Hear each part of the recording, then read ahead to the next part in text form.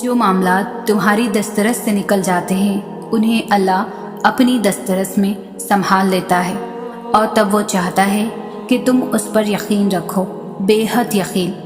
وہ تو ان دروازوں کو بھی کھول دیتا ہے جن پر تم دستک نہیں دیتے، پھر وہ ان دروازوں کو کیوں نہیں کھولے گا جن پر تمہارے مسلسل دستک کے نشان ہیں۔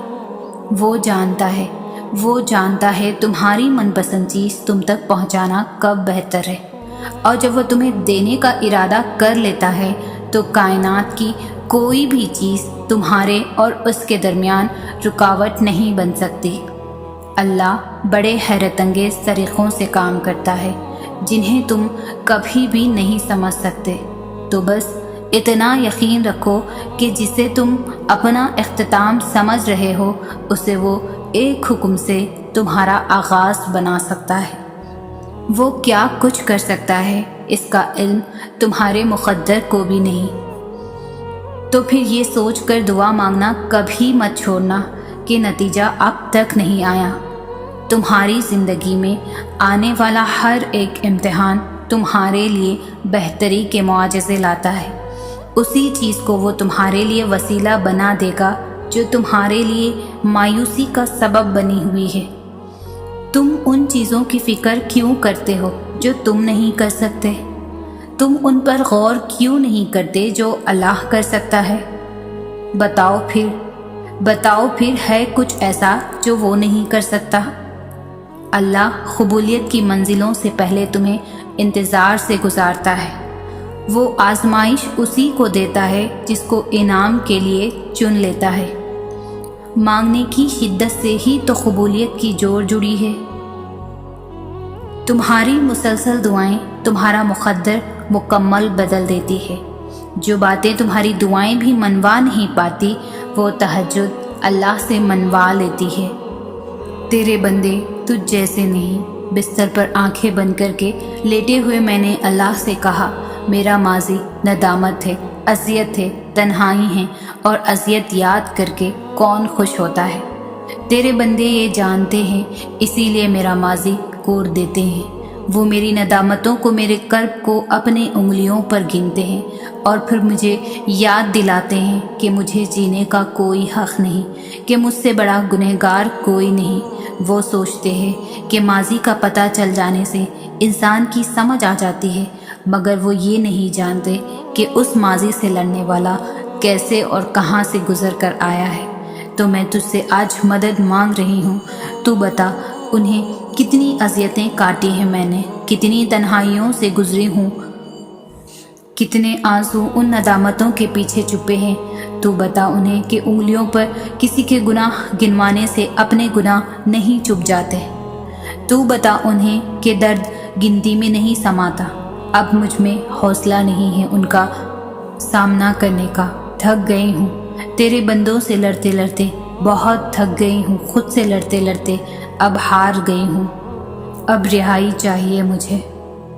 جانتی ہوں تجھ تک پہنچنے کے قابل نہیں ہوں، مگر میری یہ التجا ہے، میری التجا سن لے، اب حوصلہ نہیں ہے آزمائش کا۔ جانتی ہوں تو طاقت دینے والا ہے، مگر تیری قسم اب جو آزما گئی تو مر ہی جاؤں گی۔ رحم کر، تھام لے کہ موت تک زندہ رہ سکوں، مدد کر، تیرے بندے نہ سہی تو مجھے معاف کر دے۔ تیرے بندے تو بہت ظالم ہیں، تو غفور الرحیم ہے۔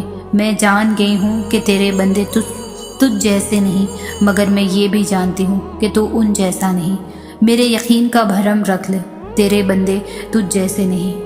جس پکار کو وہ خود تمہارے منہ سے سننا چاہتا ہے وہ اسے پھر رد کیسے کر سکتا ہے؟ جب اللہ کو تمہارے مانگنے کا انداز پسند آ جاتا ہے تب وہ دینے میں ذرا سی تاخیر کر دیتا ہے تاکہ تمہاری آواز اسے بار بار سنائی دیتی رہے۔ وہ اگر تمہاری دعائیں نہیں بدل رہا تو جان لو کہ اس نے اب قبولیت کا ارادہ کر لیا ہے، اور اللہ تب تم تک معجزے لاتا ہے جب تم سب کچھ ختم ہو جانے کے بعد بھی دعا کرتے ہو، اس یقین کے ساتھ کہ اللہ کی دسترس سے باہر تو کچھ بھی نہیں۔ کن دعاؤں سے ہے، اور دعائیں تو ان حقیقتوں کو بھی بدل سکتی ہے جنہیں تمہارے مقدر میں بہت پہلے سے لکھا جاتا ہے۔ اگر اللہ تمہارا دل نہیں بدل رہا تو یقین رکھو کہ وہ تمہارا نصیب بدلنے پر راضی ہے۔ وہ پوچھنے لگے، اگر نصیب لکھ دیا گیا ہے تو پھر یہ دعاؤں کے جتن کیسے؟ یہ سوال کرتے ہوئے اس کے لہجے میں بے انتہا درد تھا۔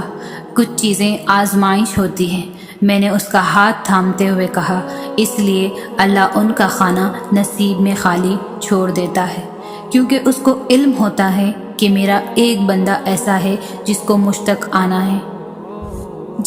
تک آنا تو ہے مگر ڈھیر ساری ٹھوکروں کے بعد، اس لیے وہ ان چیزوں کو تمہارے لیے نصیب میں نہیں رکھتا، وہ انہیں دعاؤں میں چھپا دیتا ہے کہ ان چیزوں کی کھوج کے بہانے نکلو گے تو اسے بھی تلاش کر لو گے۔ آزمائش کا حق بھی ادا ہو جائے گا اور تمہیں تمہارا انعام بھی مل جائے گا۔ غم تو اللہ تک پہنچنے کا واحد اور آخری دروازہ ہے، اور اگر وہ تمہیں غم کے قابل سمجھتا ہے تو جان لو اس نے تمہیں اپنے قابل بنانے کا فیصلہ کر لیا ہے۔ اس کی محبت کے قابل بن جانے سے بہتر تو کچھ بھی نہیں۔ جب تم درد کی حالت میں اللہ کو پکارتے ہو تو تمہاری آواز ان 7 آسمانوں میں تب تک گونجتی رہتی ہے جب تک کہ کن نہیں فرما دیا جاتا۔ اللہ تو فرماتا ہے، تم مجھے پکارو، میں تمہاری پکار کا جواب دوں گا، اور پھر وہ یہ بھی فرماتا ہے، یقیناً اللہ کبھی بھی اپنا وعدہ نہیں توڑتا، اور وہ تمہارے مقدر کو بدلنے کی گنجائش تب تک رکھتا ہے جب تک تمہاری دعائیں اس کی چوکھٹ پر بے بسی سے کھڑی رہتی ہیں۔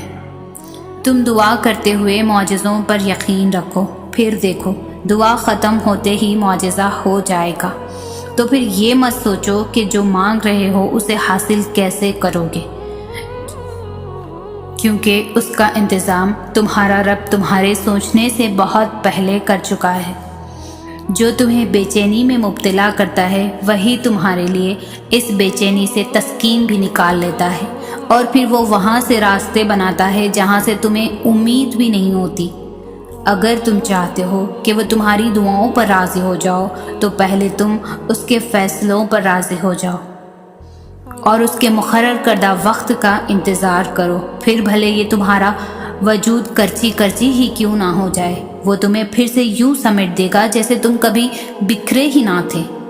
مگر خود کو سمیٹنے کے لیے یقین لازم ہوتا ہے، اور جب تم یقین رکھتے ہو تو اللہ تمہیں یوں سنبھال لیتا ہے کہ پھر تمہیں گرنے کا خوف کبھی بھی تنگ نہیں کرتا۔ وہ الجبار ہے، وہ ہر ٹوٹی ہوئی چیز کو پھر سے جوڑ سکتا ہے۔ جس کا جڑنا تمہاری نظر میں ناممکن ہے، ٹوٹے ہوئے دلوں کا ٹھکانہ اللہ کے سوا اور ہے ہی کہاں؟ بس وہی تو ہے جو انہیں جوڑتا ہے اور ان زخموں کی مرہم بنتا ہے۔ اگر درد رات بھر سونے نہیں دیتا تو جان لو کہ وہ منتظر ہے تمہارا، اور اگر اللہ تمہارے مقدر کا فیصلہ تمہارے ہاتھ میں بھی تھما دینا تب بھی تم اپنے لیے وہ نہیں سوچ سکتے جو اللہ نے تمہارے لیے سوچ رکھا ہے۔ تو پھر صبر کرو، کیونکہ جب اللہ تمہیں کنارے پر لا کھڑا کر دیتا ہے تب وہ یا تو تمہیں تھام لیتا ہے یا اڑنا سکھا دیتا ہے۔ وہ تمہیں تمہاری من پسند چیز کو کھو دینے کے خوف سے گزار کر اپنا آپ یاد کرواتا ہے۔ یہ اسی کے فیصلے ہیں کہ وہ تمہیں کب اور کیا دیتا ہے، تو پھر یہ کیوں ملا اور وہ کیوں نہیں ملا یہ سوچنا تمہارا کام نہیں ہے۔ تمہارا کام بس دعا کرنا ہے اور یقین رکھنا ہے، کیونکہ تم خود اپنے لیے اچھے اور برے کا انتخاب نہیں کر سکتے، تم خود ہی خود کے ساتھ ناانصافی کرتے ہو۔ اللہ تمہارے ساتھ کبھی بھی ناانصافی نہیں کرتا۔